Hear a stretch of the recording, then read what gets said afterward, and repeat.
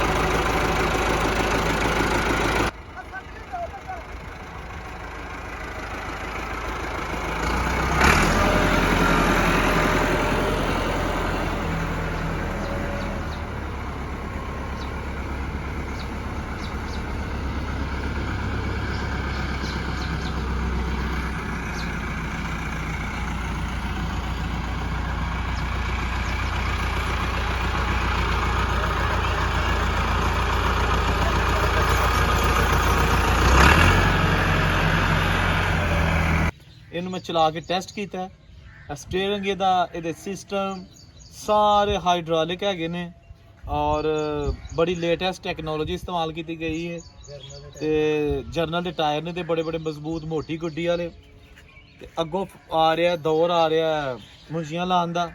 तो ये ट्रैक्टर दो चाहिए सन, तो दो ट्रैक्टर जोड़े ने हम करन कदा तो नाले जनाब लाएगी मुंजी, तो मुंजी लगेगी तो मुल्क च भी खुशहाली आएगी, तो दुनिया के पाकिस्तानी चौल भी सप्लाई होंगे, तो पाकिस्तान तरक्की करेगा।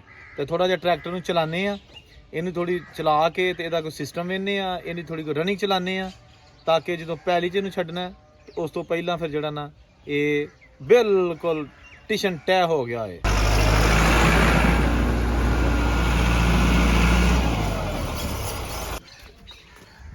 स्टीयरिंग का ना ये रवायती इतने राड लगे होंगे ने जो 360 के ने, वो ट्रैक्टर के टायर मोड़ते, लेकिन यदा अंदर हाइड्रोलिक सिस्टम लगे। ये जो स्टीयरिंग फिरता है ना,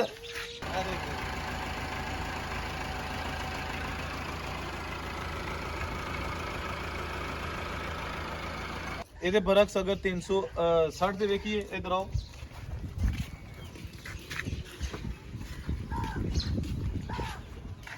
स्टीयरिंग जो राड लगे ने, राड इतने आके टायर नू मोड़ते हैं।